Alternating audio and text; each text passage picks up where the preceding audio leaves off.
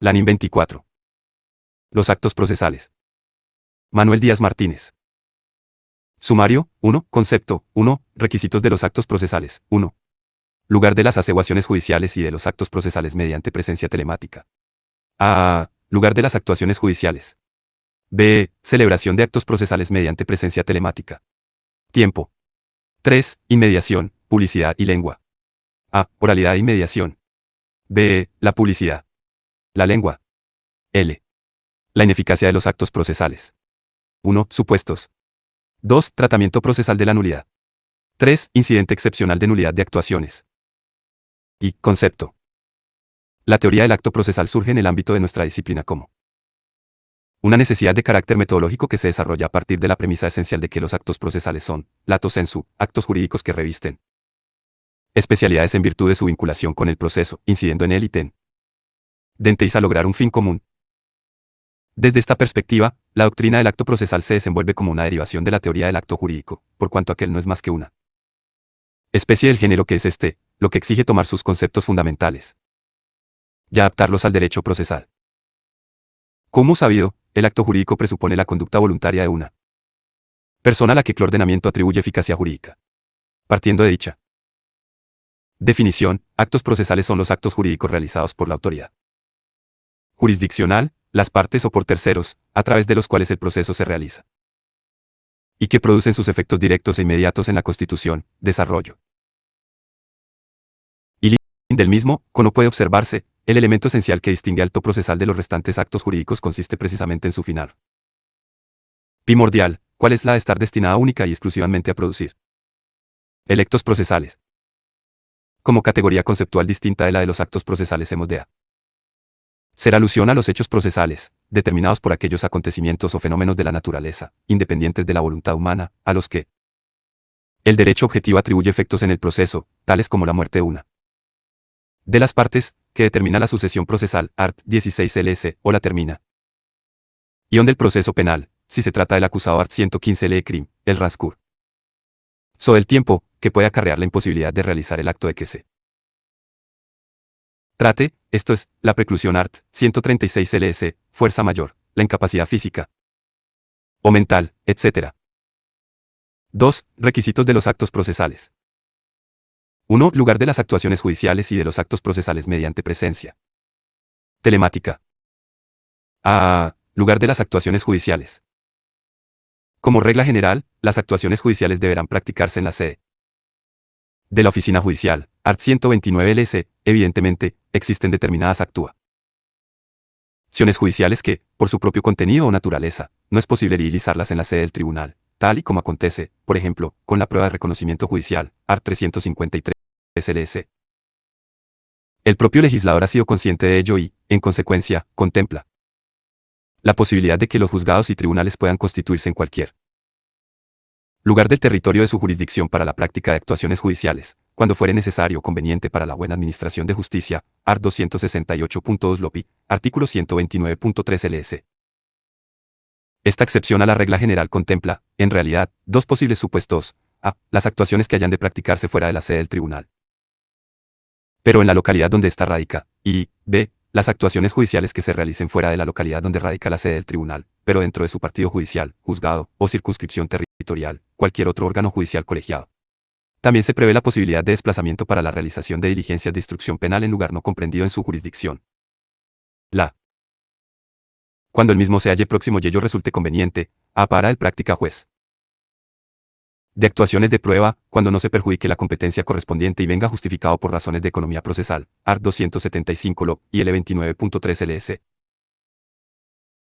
Cuando el tribunal no considere posible o conveniente hacer uso de esta posibilidad que le concede la ley de desplazamiento, las actuaciones que deban practicarse nosca del fuera del partido judicial donde radique la sede del tribunal que se o proceso se practicarán, cuando proceda, mediante videoconferencia siempre. LS. Que ese sea posible y, en otro caso, mediante auxilio judicial, artículo 129.2 tuarse idéntica fuera de regulación se contempla para las actuaciones que hayan de efecto. LS. La circunscripción del tribunal que conozca el asunto, art. 169. Por ilimo, el art. 269 Lobby contempla los supuestos en los que se puede autorizar la celebración no ya de un acto concreto fuera de la sede judicial, sino realización del juicio o proceso entero, cuando las circunstancias o el buen de la administración de justicia lo aconsejen. Celebración de actos procesales mediante presencia telemática.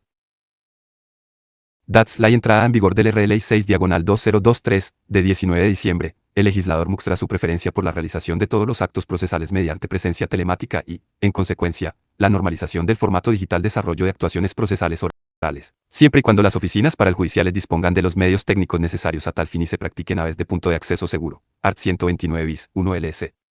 Como excepción a dicha regla general, se dispone que los actos procesales tengan por objeto la audiencia, declaración o interrogatorio de partes, testigos o peritos, la exploración de persona menor de edad, el reconocimiento inicial personal o la entrevista a la persona con discapacidad, requieren la presencia física de la persona que haya de intervenir y, cuando ésta sea una de las partes, la de su abogado, salvo que, a. el juez disponga otra cosa, en atención a las circunstancias del caso, b. la persona que haya de intervenir resida en partido judicial distinto de aquel en el que tenga su sede el tribunal, en cuyo caso podrá intervenir en un lugar seguro dentro del municipio en que resida, o c. el interviniente lo haga en su condición de autoridad o funcionario público, supuesto en el que podrá intervenir desde un punto de acceso seguro, art. 129 bis.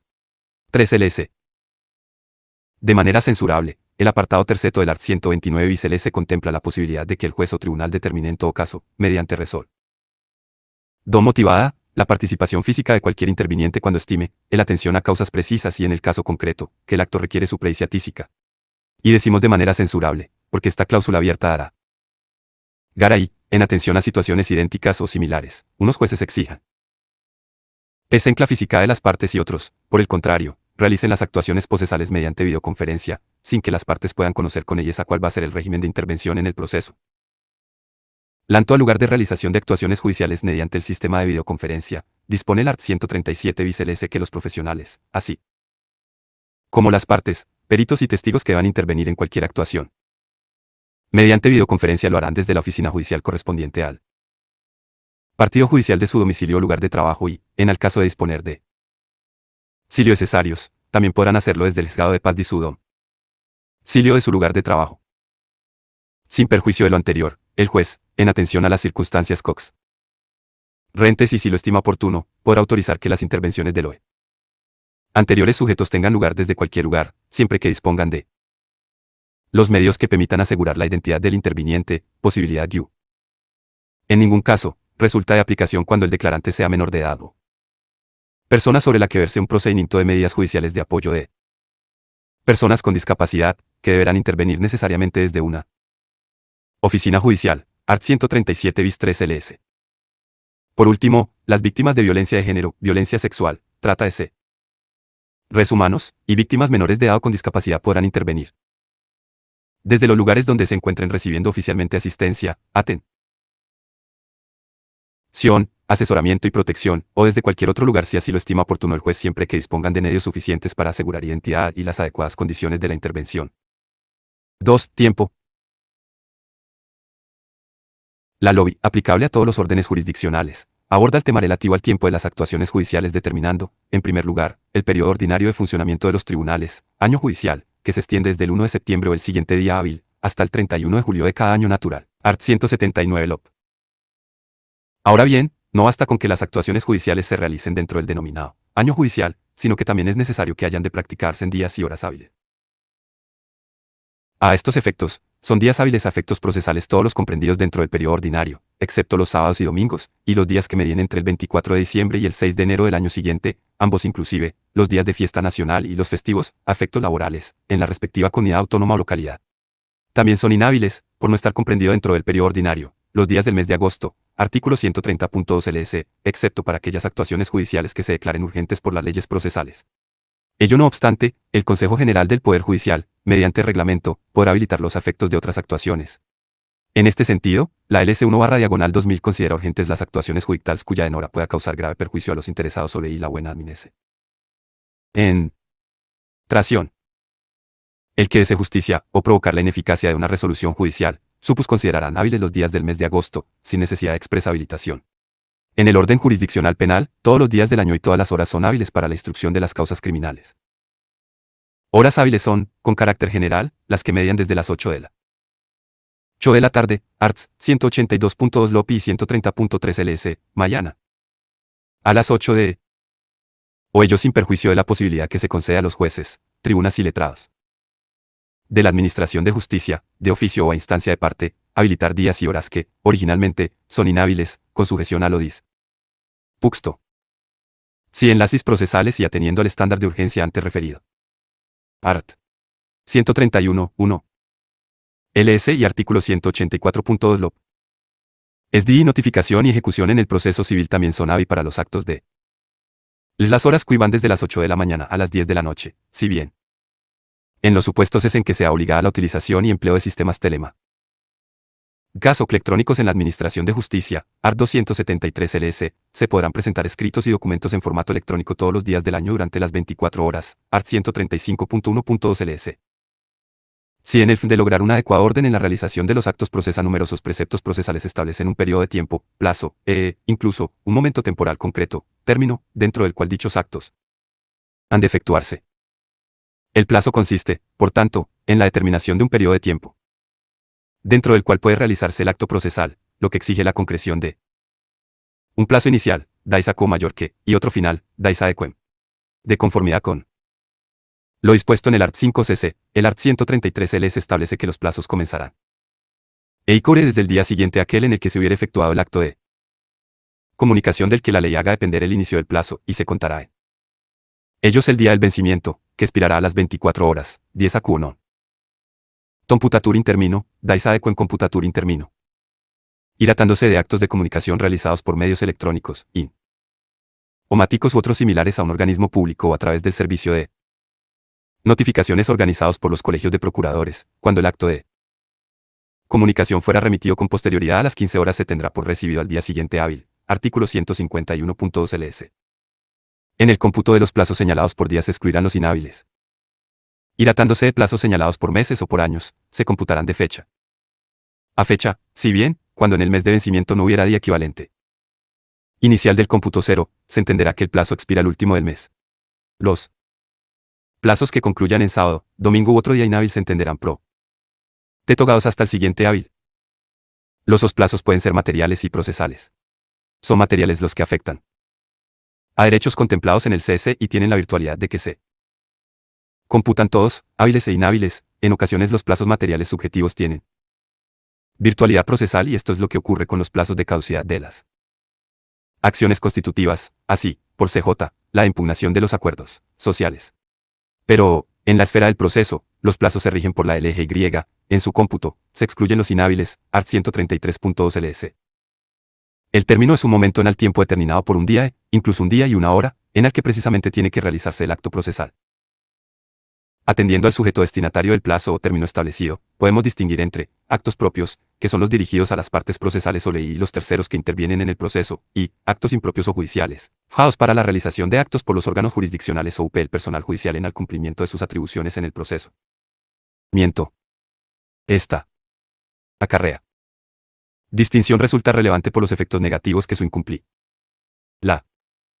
Así, la inobservancia de los plazos propios provoca, en general, legal, menor que preclusión del trámite correspondiente, esto es, la pérdida de la posibilidad de realizarlo.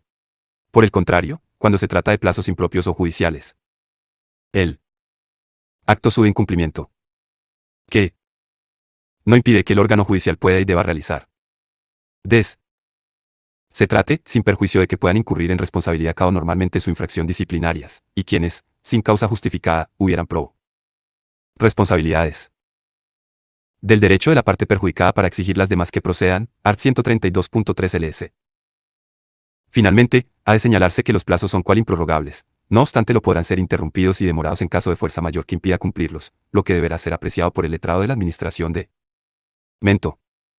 Justicia, en de que oficio o a instancia de parte, reanudándose su cómputo en el MO. LS. Hubiera cesado la causa determinante de la interrupción, art 134.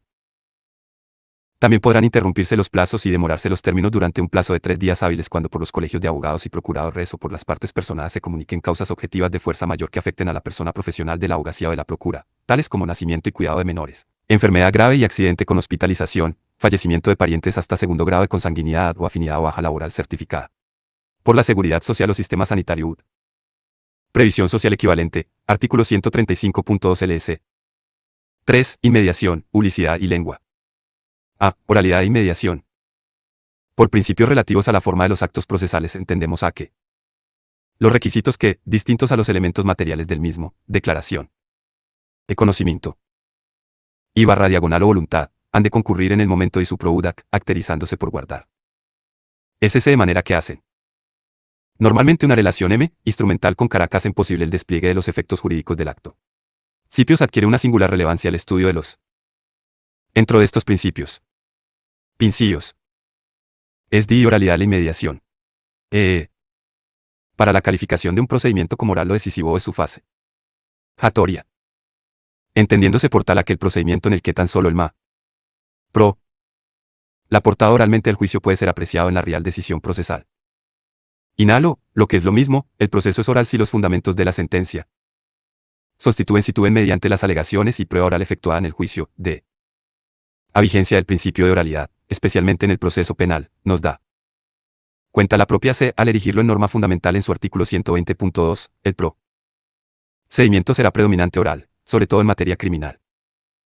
Y el principio de escritura, por el contrario, informa un proceso en el que la roncia se fundamenta exclusivamente en los datos deducidos o alegados por las partes en forma escrita. Partiendo de la anterior premisa, esto es, la que atiende a la fase probato. Para la determinación de un procedimiento como oral o escrito, podemos afirmar, en términos generales, que nuestro proceso penal está informado por el principio de oralidad, la práctica de la prueba, arts. 701, 730 LE CRIM, los informes de la acusación y defensa, arts. 734-737 LE CRIM, el derecho a la última palabra del acusado, art. 739 LE CRIM, y, muy especialmente, la exigencia de que el juez dicte sentencia con arreglo exclusivamente a las pruebas practicadas en el juicio oral, art. 741 LE CRIM. Lo mismo acontece en el proceso civil tras la entrada en vigor de la ley. Enero de 2000, de enjuiciamiento civil, que optó con claridad por el predominio del principio de la oralidad en nuestra justicia civil, tal y como se deduce de los que regulan el desarrollo del juicio ordinario y del verbal. Si se analiza el primero de estos procesos ordinarios, tanto la audiencia previa al juicio, arts. 414. YSS. LS, como la audiencia principal, arts. 431 y SS. LS, cuyo objeto esencial es la práctica de la actividad probatoria, se desarrollan oralmente. En el juicio verbal se mantiene la oralidad, incluso de manera más acentuada, art. 443 LS. Asimismo, son orales las resoluciones del juez y del letrado de la Administración de Justicia que hayan de pronunciarse en dichas audiencias, art. 210 LS. Por lo tanto, tras la promulgación de la LS 1/2000 es posible afirmar en la también en el civil y, por tanto, teóricamente también en el contencioso administrativo. Actualidad la vigencia de la oralidad no solo en los procesos penal y laboral, sino debido a la supletoriedad de aquel proceso en estrecha el principio de la oralidad se encuentra el deime.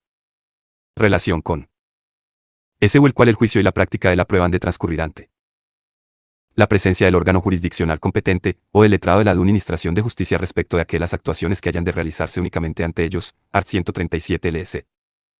Tan solo quien ha presenciado la totalidad del procedimiento, oído las alegaciones de las partes y, muy especialmente, quien asistió a la práctica de la prueba está autorizado para pronunciar la resolución que ponga fin al proceso, sancionándose la contravención de dicho principio con la nulidad de pleno derecho de las correspondientes actuaciones, artículo 137.3 LS. B. La publicidad. La instauración del principio de publicidad en el ámbito jurisdiccional fue una clara conquista del pensamiento liberal, que se oponía al proceso inquisitivo, cerrado, secreto y escasamente garantista con los derechos del acusado. Su instauración perseguía, esencialmente, la consecución de dos fines: por una parte, la seguridad de los ciudadanos frente a la posible arbitrariedad judicial y eventuales manipulaciones gubernamentales en la creación, composición y funcionamiento de los órganos jurisdiccionales y, por otra, el fortalecimiento de la confianza del pueblo en sus tribunales, en tanto que instrumento de control popular sobre la justicia. Dichos logros del pensamiento liberal no han perdido su vigencia en la actualidad hasta el punto de que es un derecho fundamental el que asiste a todo ciudadano a un proceso público con todas las garantías, art. 24.2c, constituyendo las verdaderas motivaciones de la consecución de la publicidad procesal, consagrada también en el art. 120c, y tan solo susceptible de restricción por razones de moralidad, orden público, seguridad nacional, protección de la vida privada de las partes, interés de la justicia y respeto debido a la persona del ofendido y su familia, STC 57/2004,19 de abril. En cuanto a los tipos de publicidad, podemos distinguir entre publicidad A-B, Absoluta y relativa, según puedan asistir al proceso el conjunto de la sociedad o únicamente las partes intervinientes. La publicidad absoluta, a su vez, puede ser inmediata o mediata. Por publicidad inmediata se entiende la asistencia personal o física del público a las acciones judiciales, como contraposición a la publicidad mediata, que se puede obtener mediante la interposición, entre el juicio oral y el público perceptor, de algún medio de comunicación. La publicidad relativa puede ser directa o activa, indirecta o pasiva, directa. Si las partes están autorizadas a intervenir en la producción del acto procesal e indirecta cuando, una vez realizado el acto, se les da cuenta de su contenido con posterioridad. En el proceso civil, debido a la vigencia del principio de la oralidad, el principio de publicidad se encuentra recogido allí donde las actuaciones sean verbales, modo especial, en la fase probatoria, arts. 138 L y 289.1 LS. Dicho principio puede, no obstante, ser restringido por el tribunal o el letrado de la administración de justicia cuando sea necesario para la protección del orden público, de la seguridad nacional en una sociedad democrática, o cuando los intereses y las menores o la protección de la vida privada de las partes y otros derechos es lo exijan, art. 138.2 LS, que recoge las limitaciones a la publicidad o libertades establecidas por el art. 6.1 set. Las restantes actuaciones están presididas por el principio de publicidad relativa, en virtud del cual tan solo las partes están interesadas para el conocimiento de las actuaciones, arts. 140-141 LS. Penal, se hace obligado a distinguir el régimen de la publicidad en el proceso penal, c. de la fase instructora y la del juicio oral. En la primera de ellas la regla general y relativa y directa para las partes personadas, art. 312 LECRI. Es la publicidad si bien puede ser restringida mediante la declaración judicial del secreto de las ataciones durante un plazo de un mes. Por el contrario, la fase del juicio oral está presidida por el principio de publicidad absoluta inmediata, constituyendo infracción una causa de nulidad del juicio, artículo 681.1 LECRI. 0. La lengua. La LOP parte del principio general de que la lengua que se usa en las actuaciones judiciales es el castellano, por su condición de lengua oficial del Estado. La art. 231.1 lo vi, que concreta lo dispuesto en el artículo 3.1 c, pero, al mismo admite que tanto los jueces, fiscales, letrados de la administración de Baucla y demás funcionarios de los órganos judiciales, como las partes, sus jueces y procuradores puedan utilizar en el proceso la lengua oficial propia de la comunidad autónoma en cuyo territorio tengan lugar las actuaciones judiciales. Ahora bien, el régimen del uso de las lenguas es distinto cuando se trata de las partes, sus abogados y procuradores, testigos y peritos que cuando se trata de los órganos judiciales, ya que, mientras que estos últimos pueden utilizar la lengua oficial de cada comunidad autónoma, siempre y cuando no se alegue indefensión por alguna de las partes, en el caso de las partes y sus representantes, testigo y peritos no se les puede negar el uso de la lengua oficial propia de la CCAA, debiendo acudirse, en su caso, a los mecanismos de utilización de intérprete, art. 2.3.1.2 y 3 LOP. En consecuencia, las partes son titulares del derecho a utilizar en el proceso una lengua oficial distinta del castellano, lo que no siempre produce el efecto de dicha lengua elegida vaya a ser la efectivamente utilizada en la totalidad del proceso, y ello, en primer lugar, porque, como se ha señalado, por dos razones, en los órganos judiciales no pueden usar una lengua oficial distinta del castellano. En el caso de que alguna de las partes alegue desconocimiento de la lengua, que pudiera producir indefensión y, en segundo, porque no tienen obligación de expresarse en lengua autonómica, aun en el supuesto de que alguna de las partes o todas ellas se hayan dirigido al órgano jurisdiccional utilizando dicha lengua cooficial, con el de conectar el derecho de los ciudadanos a hacer uso de la lengua autonómica en sus relaciones con la administración de justicia con la necesidad de que el proceso cumpla la finalidad que les propia, el artículo 231.4 LOPI, declarado constitucional por la STC 105/2000, dispone que las actuaciones judiciales realizadas y los documentos presentados en el idioma oficial de una CCA tendrán, sin necesidad de traducción al castellano, plena validez y eficacia, pero se procederá, de oficio, a su traducción en los siguientes supuestos: a. Cuando haya de producir efectos fuera de la jurisdicción de los órganos judiciales citos en la CCA, b. Cuando así lo dispongan las leyes y c. A instancia de parte que alegue indefensión. Aun cuando no venga contemplado ni en la LOBI, ni en la LC, habría que añadir un cuarto supuesto, en virtud del cual procederá también la traducción. Cuando el juez o tribunal desconozcan la lengua cooficial distinta del castellano, en la que el documento venga escrito, así lo ha entendido el TC, que fundamenta dicha facultad en la atribución a los jueces de la función de juzgar, art. 117.3 CE, que vendría imposible si no entiende total o parcialmente el contenido de las actuaciones, y en la eficacia inmediata del derecho a la tutela judicial efectiva proclamado en el artículo 24.1 C, STC 105/2000. Por último, El art. 144.2 LS permite, en relación con los documentos redactados en idioma que no sea el castellano, en su caso, la lengua oficial propia de la CCAA de que se trate, que la traducción pueda ser hecha privadamente y, en tal caso, si alguna de las partes la impugnare dentro de los 5 días siguientes desde el traslado, manifestando que no la tiene por filia exacta y expresando las razones de la discrepancia, el letrado de la Administración de Justicia ordenará, respecto de la parte que exista discrepancia, la traducción oficial del documento, a costa de quien lo hubiese presentado. 3. La ineficacia de los actos procesales. 1. Supuestos. Tanto la LOI, ART 238, como la LS, ART 225, contemplan una serie de causas que ocasionan la nulidad de pleno derecho de los actos procesales, debiendo entenderse por tal nulidad absoluta, radical o de pleno derecho aquel. Los actos procesales 351. Nómeno de ineficacia ligado a la antijuridicidad consistente en la ausencia de que estos o en el incumplimiento de requisitos jurídicos de especial relevancia, de la OLVA. La ilicitud determinante de la nulidad absoluta o radical puede viciar un unicero acto o todas las actuaciones a partir de un acto determinado, dando lugar a lo que se denomina nulidad de actuaciones, que se produce cuando la causa de nulidad absoluta, por su naturaleza o entidad, no puede limitarse al acto al que afecta o en el que se manifiesta por primera vez, sino que se proyecta sobre actuaciones posteriores. Dispone el art. 225 LS, precepto que reproduce en términos generales lo expuesto en el art. 238 LOJ, que los actos procesales serán nulos de pleno derecho en los casos que, a continuación, se relacionan a, cuando se produzcan con manifiesta falta de jurisdicción o ut competencia objetiva o funcional, a los que cabe incorporar la vulneración del derecho al juez legal predeterminado por la ley, consagrado en el artículo 24.12, que viene a quebrantar en igual medida las normas que determinan los límites relativos a la jurisdicción y la competencia de los órganos jurisdiccionales. D. Cuando se realicen bajo violencia o intimidación, debiendo incluirse en ese apartado tanto las actuaciones realizadas por el órgano jurisdiccional como las actuaciones procesales cuando las mencionadas circunstancias de violencia o intimidación llevasen a cabo las partes e, incluso, las demás personas que interesen en el proceso, pudiendo invocarse la nulidad de actuaciones cuando hubiese cesado la violencia anterior o simultánea al proceso, incluso tras la firmeza de la sentencia, cuando sea procedente el incidente de nulidad de la sentencia. Nulidad que se declare en este supuesto alcanzará no solo al acto nulo, sino también a las actuaciones directamente relacionadas con él o que pudieran haberse visto influidas o condicionadas por el acto nulo, art. 226 LS. Cuando se prescinda de normas esenciales del procedimiento, siempre que, por esa causa, haya podido producirse indefensión.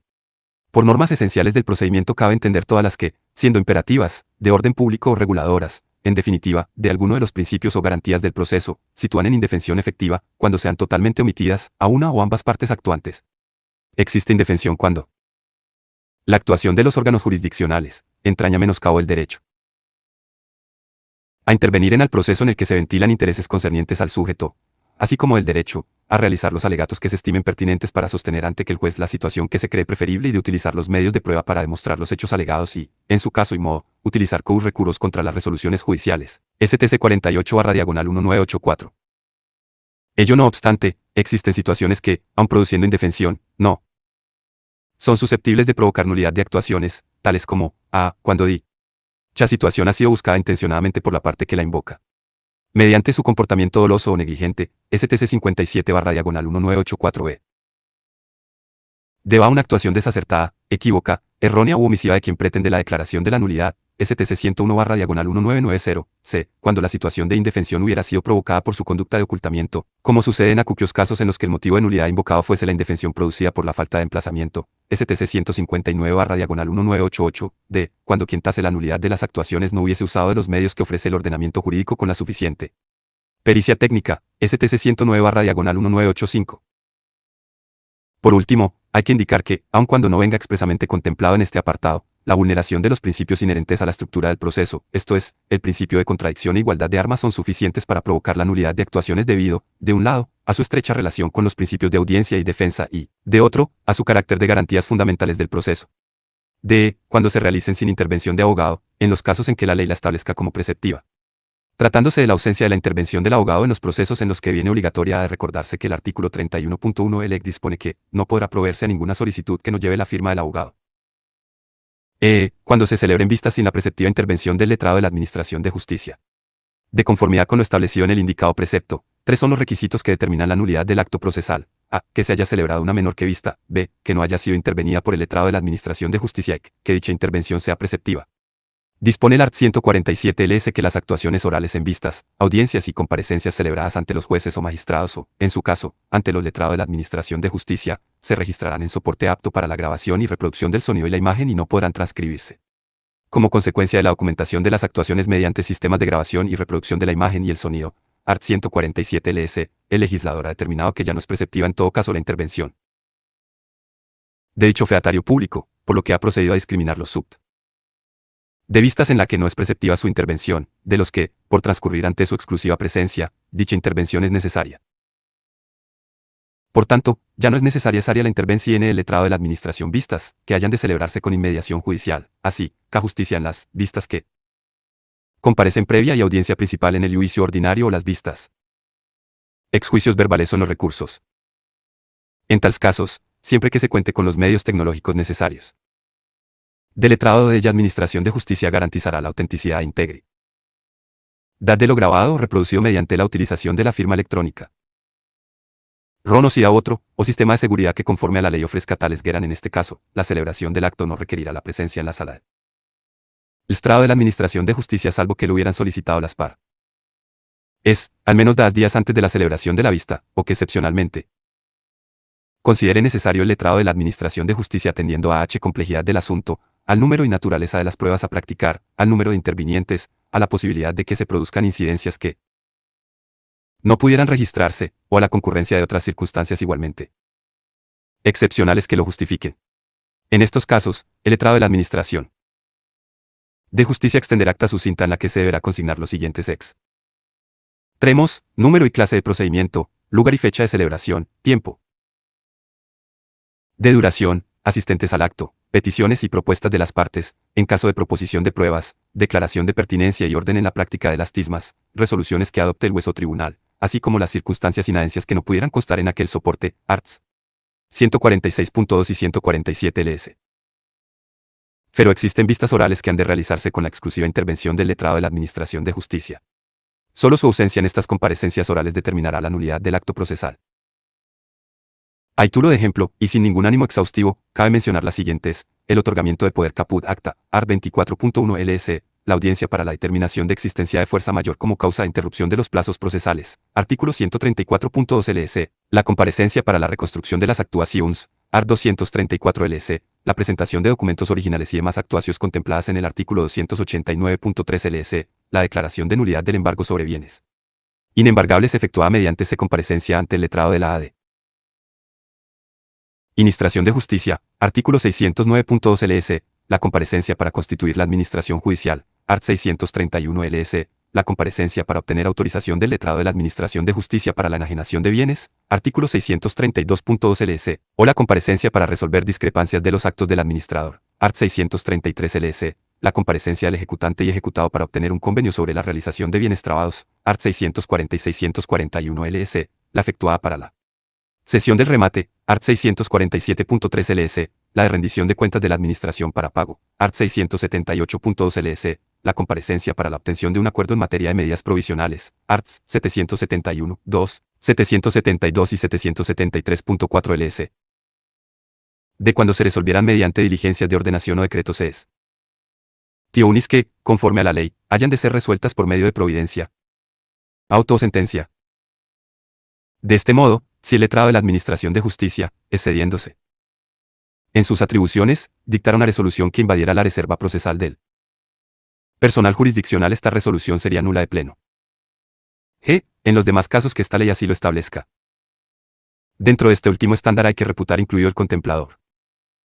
El art. 240 lo vio motivo genérico de nulidad, referido a los defectos de forma en los actos procesales. Ahora bien, no toda vulneración o inobservancia de las formalidades y requisitos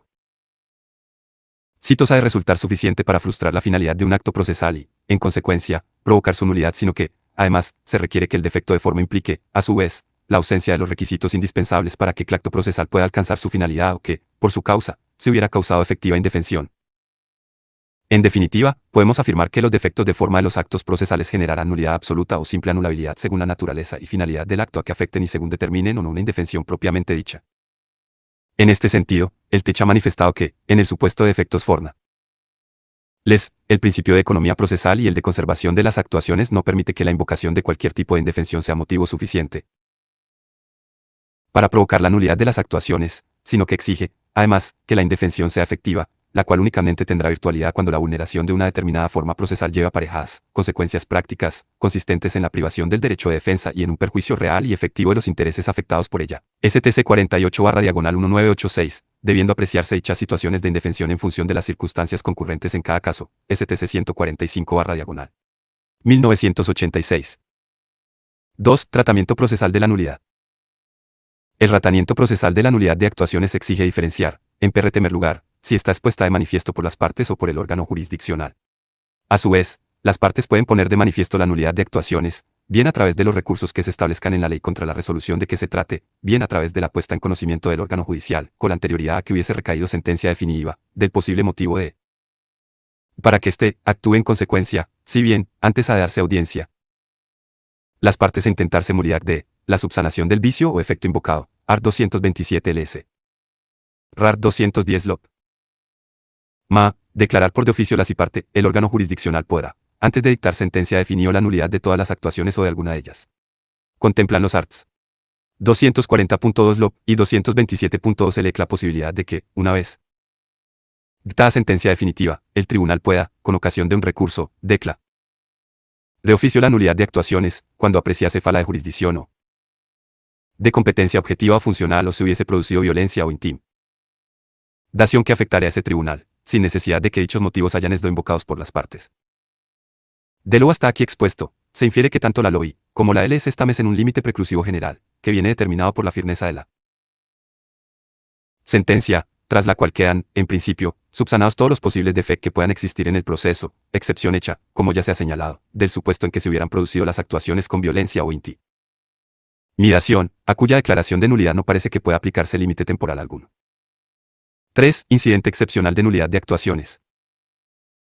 El incidente excepcional de nulidad de actuación es mayor que no opera contra toda resolución judicial que incurra en los vicios que pueden conllevar la nulidad de los actos procesales, los cuales habrán de ser denunciados mediante el ejercicio de los recursos, sino única y exclusivamente contra las resoluciones definitivas dictadas en única instancia o producidas en la segunda, siempre y cuando contra la sentencia no quepa la posibilidad de interponer, ante el TS, el recurso de casación, y exclusivamente por los vicios determinados en el art. 241, Job, y 228.1 EC, cualquier vulneración de un derecho fundamental de los referidos en el artículo 53.2 de la Constitución.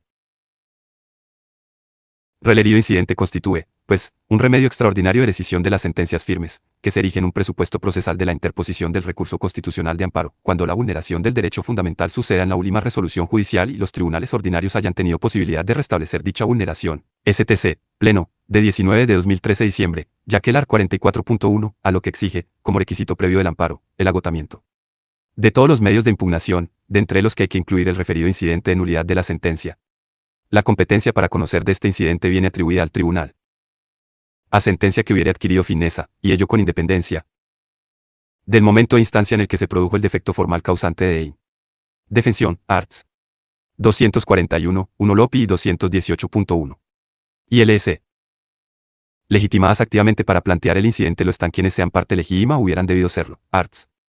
241, 1 LOP y 228.1 LS, por lo que se refiere a la legitimación pasiva, la ostentan los restantes litigantes que fueron parón, parten al proceso, con independencia de la posición procesal que el plazo para el ejercicio de la acción de nulidad por medio de este incidente será de 20 días, desde que se produjo la notificación de la sentencia, o, en todo caso, desde que se tuvo conocimiento del defecto causante de indefensión, sin que, en este último caso, pueda solicitarse la nulidad de actuaciones después de transcurridos 5 años desde la notificación de la sentencia, arts. 241, YOPE y 228.1.2 LS. Por último, en relación con el procedimiento, admitido a trámite el escrito, que no provocará la suspensión de la ejecución y eficacia de la sentencia firme. Salvo que se acuerde de forma expresa para evitar que el incidente pudiera perder su finalidad, se hará traslado de dicho escrito, junto con copia de los documentos que se acompañasen, a las demás partes para que, en el plazo común de 5 días, formulen por escrito las alegaciones que a su derecho convengan, acompañando los documentos que estimen pertinentes, arts. 241, 2 LOP y 228.2 LS. Si estimara la nulidad, se repondrán las actuaciones al estado inmediata mente anterior al defecto que la haya originado y se seguirá el procedimiento legalmente establecido. Si se desestimara la solicitud de nulidad, se condenará por medio de auto al solicitante en todas las costas del incidente y, en caso de que el tribunal entienda que se promovió con teneridad, le impondrá, además, una multa de 90 a 600 euros. La resolución que resuelve el incidente no será Susceptible de recurso alguno.